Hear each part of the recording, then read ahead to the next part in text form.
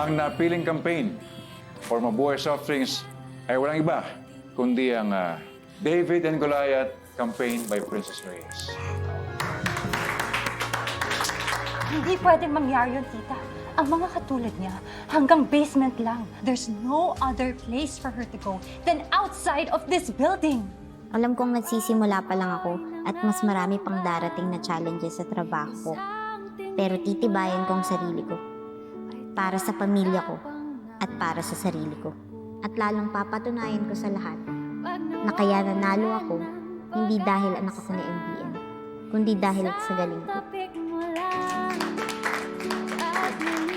Nakapag-desisyon na kami. Hindi ka na magkatrabaho pa sa warehouse. Po! Dahil effective immediately, we are promoting you. Magkakaroon ka ng posisyon sa kumpanya. Talaga po! Don't tell me you're up to something again. You love it, tita. Let's just say, it's going to be a splashing night. I am proud to formally announce ang utak ng campaign na ito. Ang newly promoted product manager of Mabuhay Soft Drinks, my beautiful daughter, please welcome Miss Princess Reyes Montibano.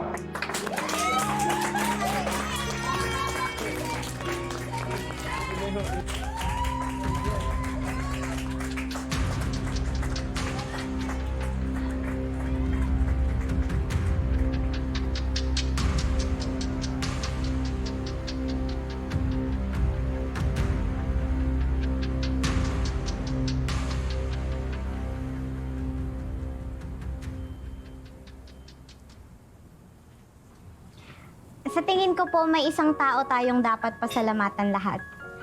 This relaunch of Mabuhay Soft Drinks won't be possible without the efforts of our marketing head.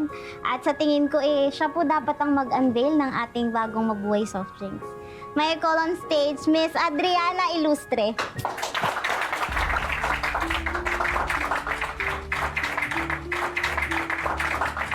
An? Pinaghirapan mo rin naman tong project na to. No, it's okay. Kay Princess na lang. Kay Princess. Diana, please join us. You should go. Go ahead. Go, Adriana.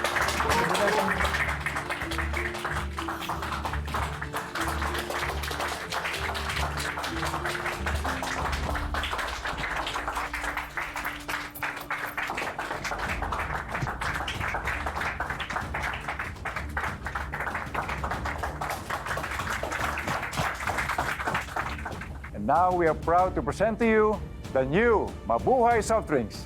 5, 4, 3, 2, 1!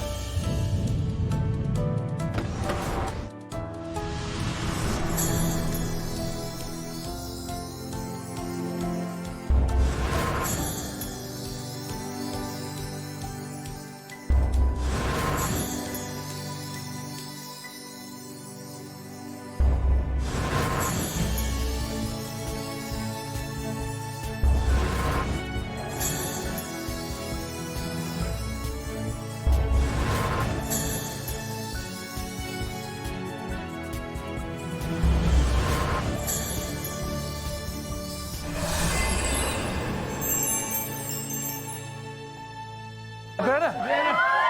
Ano nangyari? Diana, okay ka lang? Damian, ikaw na bahala. Please lang, please lang. Huwag niyo lang kuha ng video, please. Pasensya na kasi nangyari, pasensya na. Come here. Damian, bahala ka kay Diana. Tama na. Tama na. Let's go. Tara. Diana. Labas muna tayo. Princess.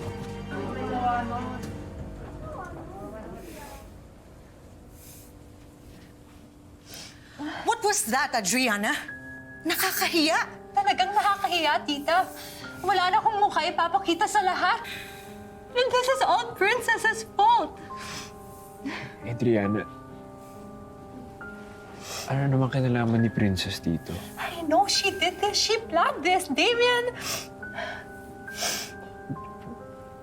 Bakit naman gagawin ni Princess yun? Because she is a scheming wrench. Ginawa niya to para mapahiya ako. And she'll pay for this. I'm gonna talk to your Tito Marcus.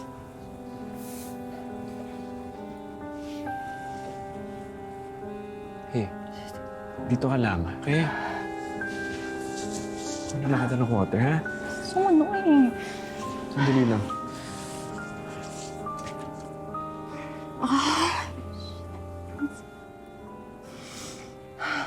Siyempre mo, kailangan nagagawa. Tayo, nagkaganito pa. Excuse pare, ha? Enjoy ka. Princess, pwede ka makausap sandali. Sige po.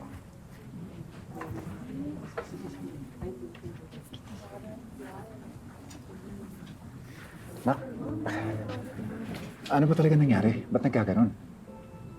Tay, si Miss Adriana po yung naka-assign sa preparation eh. Siya po yung nakakaalam. Kailangan maayos to. Nakakaya sa mga bisita pa naman natin. Sige po. Kakausapin po si Miss Adriana. Ayusin po namin. Salamat na, ha? Sige, punta muna ako ron. Tay, okay lang po kayo? I'm okay. Pagod lang siguro at medyo napuwit na gabi. Okay lang ako. Sige. See you. Sige po.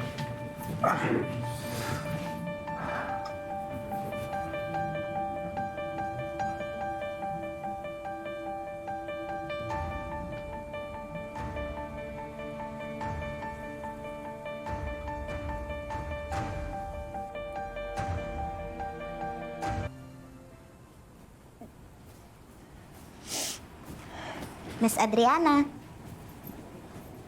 Okay ka lang? Oh, come on! Tigilan mo na yung pagdrama-drama mo. I know you did this. Umamin ka! Oh, bakit ako? Eh, di ba kagagawan mo lahat ng yun? Plinano mo na mabuhusan ako sa harapan nilang lahat para mapahiya ako. Tapos ngayon na ikaw yung napahiya, sa akin mo isisisi? What are you talking about? Akala mo hindi ko alam? Aabot ba to sa event? Oo naman po, ma'am. Okay. May ipapadagdag ako dyan. Ano po yun?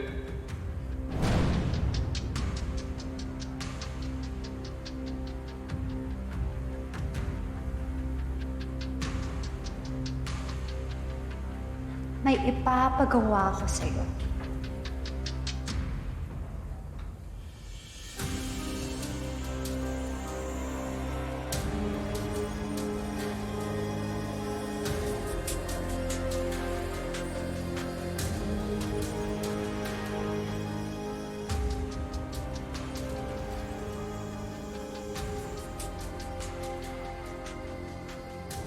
Huwag ka na mag-deny, Miss Adriana. Nakita ko, narinig ko, na-video ko pa nga eh. Gusto mo forward ko sa'yo? Oh, bakit di ka makapagsalita? Alam mo na ako yung mag-a-unveil, kaya pinasadya mo lahat ng yun dahil gusto mong mapahiya ako. Don't know what you're talking about, princess! I don't! Talagang magde-deny ka pa? Eh, caught in the act ka na nga eh. Magsisinungaling ka pa rin. Huwag kang mag-alala. Hindi naman to malalaman ni tatay eh. Pero at least ngayon alam mo na hindi ko uurungan yung mga pinaplano mo. So feeling mo nanalo ka na? Feeling mo na isahan mo na ako? Oo, dahil naisahan talaga kita. Di ba ikaw yung napahiya? Pero, don't worry. Aayusin ko naman tong problema ang ginawa mo. Kasi wala namang nanalo sa atin eh. Yung buong kumpanya yung napahiya dahil sa ginawa mong problema. O, aayusin ko pa rin yun. Alam mo kung bakit? Kasi, between the two of us, I am the bigger person.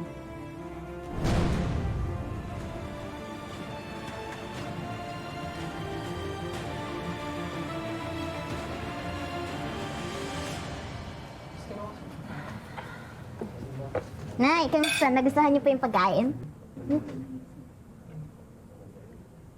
Anak, okay ka lang ba? Si Adriana, okay lang ba? Uy, grabe naman yung nangyari.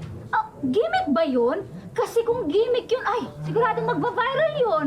Tita, sa tingin ko hindi kasi hindi naman pupupayag si Miss Adriana na mapaya siya ng maraming tao. Buti na lang, tinawag siya ni ate. Kung hindi, si ate yung mababasa.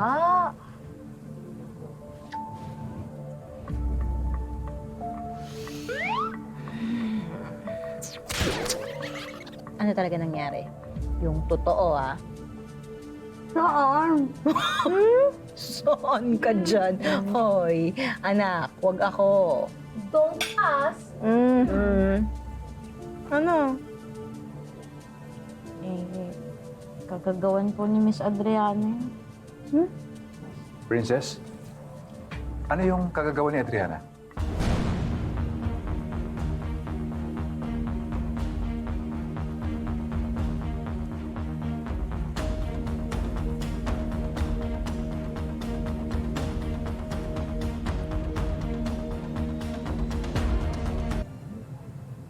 Nagkausap na kayo ni Adriana? Anong sabi niya sa nangyari?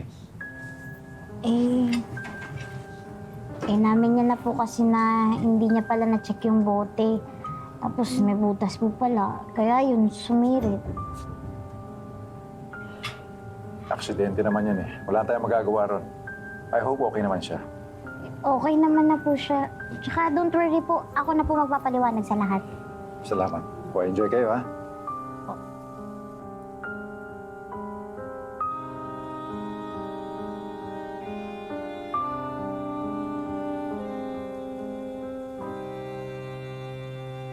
Ang kapal ng mukha! The nerve na ipahiya ako ng duwending yon. That was my plan, tita. Pero anong nangyari? Nag-backfire sa akin. Sana sinabihan mo ako kagad para nakagawa ko ng paraan na huwag kang umakyat sa stage. Dapat siyang napahiya, hindi ikaw. Ang lakas na ng loob niya, tita. She even had the audacity to threaten me. At mas lalo lang siyang yayabang at magmamalaki when she has a position in this company. This is all too much already. Hindi ako makakapayag na sundin ang mga gusto ng freak na yon kahit nanak pa siya ni Marcus. She has no power over me. Anak lang siya sa labas. I am his legal wife. Alam mo, ilulugar ko siya kung saan siya nararapat.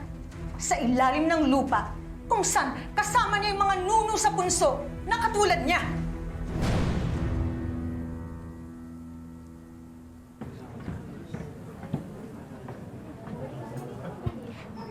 May I have your attention, please?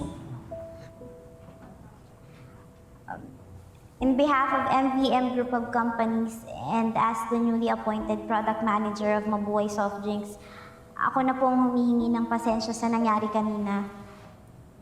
Huwag na lang po sana natin gawing big deal yung nangyari kay Miss Adriana. It was an accident po. And I would like to ask for your support. Tonight is all about Mabuhay Soft Drinks. Yun na lang po sana yung pagtuunan natin ng pansin. Again, I apologize for what happened earlier. And wag po natin kakalimutan, Mabuhay Soft Drinks, lasang Pinoy. Huwag maliitin ang sariling atin. At mamaya po pala may mga pag-giveaway kami sa bawat isa sa inyo. Huwag niyo pong kakalimutan. Thank you guys. Enjoy the night.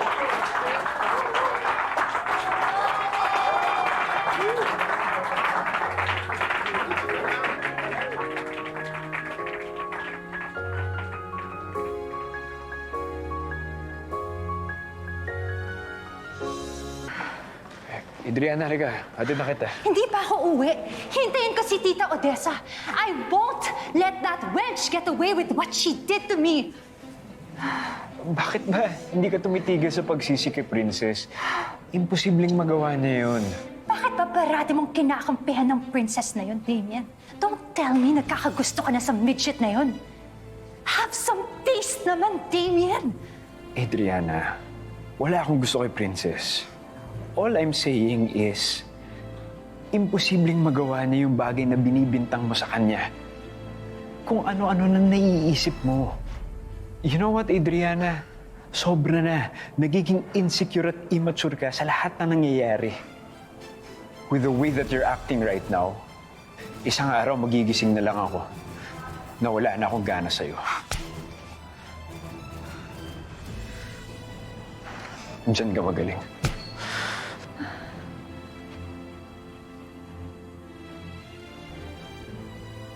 Damien! Come back here! Damien!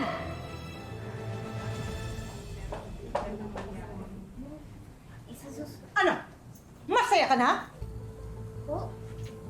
Huwag ka nga magmaang-maangan. I know what you did to Adriana.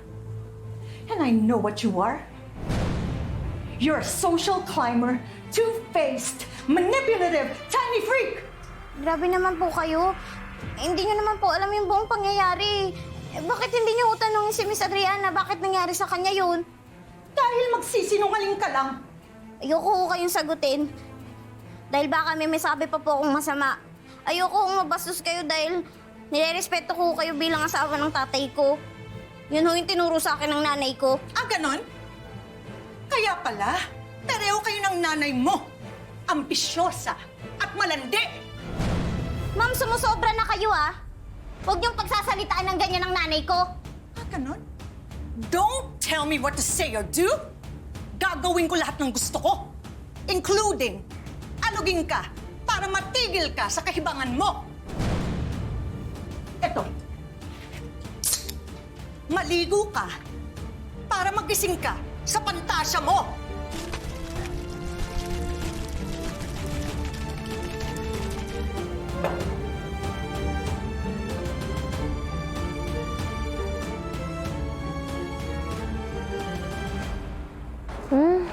Nasaan kaya si Naelis? Nanay mo? Uy, baka nag-CR lang. O kaya, baka kasama ni Princess. Alam mo na, madalas sila magtsikahan, banding-banding. Tita, di ba kanina pa siya nakaalis? Nag-aalala tuloy ako.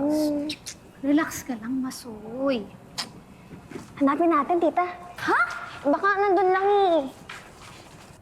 Ano? Lalaban ka? Lumaban ka? Dali! Ha? Lumabang ka! Lumabang ka! Anong ginagawa mo sa anak ko, ha? Ikaw! Isa ka pa! Kung naiinggit ka, fine!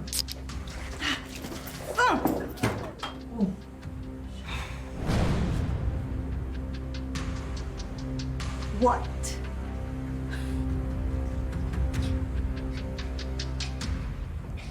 What? What? Ha? What ka dyan? Alam ka naman kanila? Ikaw din! Ka din! Ha? Ha? Walang mukha ka? Ano ka ngayon to? Ha? Walang mukha ka? Ano ka ngayon to? Ay, tama na po! Ano ka? Ano? Uy! Uy! Grabe! Ay, tama na po! Ito, Marcus! ano na? Ano nangyayari sa inyo? Ano nangyayari dito? Tinuturuan ko lang ng leksyon yung dalawang yan. After what they did to Adriana, Ano ba pinagsasabi mo? Aksidente yung nangyari kay Adriana. Hindi mo ba alam yun? ngayon kumakampi ka na sa kanila? Dahil ikaw ang mali. How can you be so sure? Tama na. Umuwi na tayo. Nakakahiya ka na. No! Sobrang na pag-iiskandal mo. Sige, sige. Tama na! Tayo na! Umalis na tayo! Pipigil ko sabi.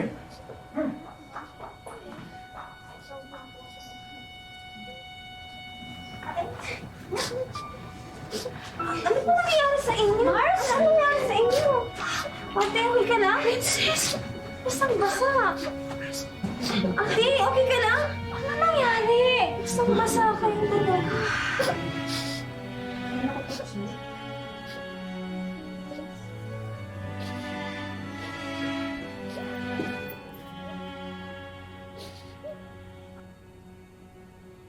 Ano ko ba naman, Otesa? Ni hindi mo man lang ako binigyan ng kahihiyan. Doon pa talaga sa launch, doon ka ng gulo at pina-early ang pagkapraning mo. I have all the reasons why nagkakaganito ako. See, mas pinili mo pa silang kampihan kaysa sa akin kanina. Hindi ko matatanggap na pinagtanggol mo si Elise at si Princess in front of everybody. At lalong hindi ko matatanggap yung anak mo sa labas na punggok at duwende. Watch your mouth! Huwag minamaliit mo, anak ko. Para mo lang minamaliit ang pinanggalingan ko. Because Marcus, it was a big mistake nung dumating sila at tinanggap mo sila sa buhay natin. Tayong dalawang nasisira. Sa ayaw at sa gusto mo, anak ko si Princess. Wala kang magagawa doon. Hindi na mababago yun!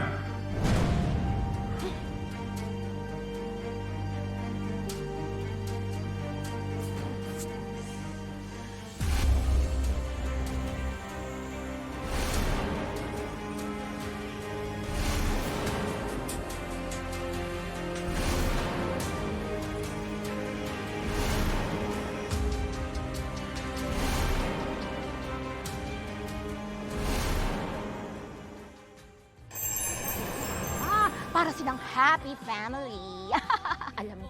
alam ko ang asawa ninyong gumastos ang lahat ng ito. Ang outfit ni Elise, bonggas. At naku, madam, grabe, kung gatasan niyo yung asawa ninyo, daig pa niyo manggagatas ng baka. Look yourself, Cinco!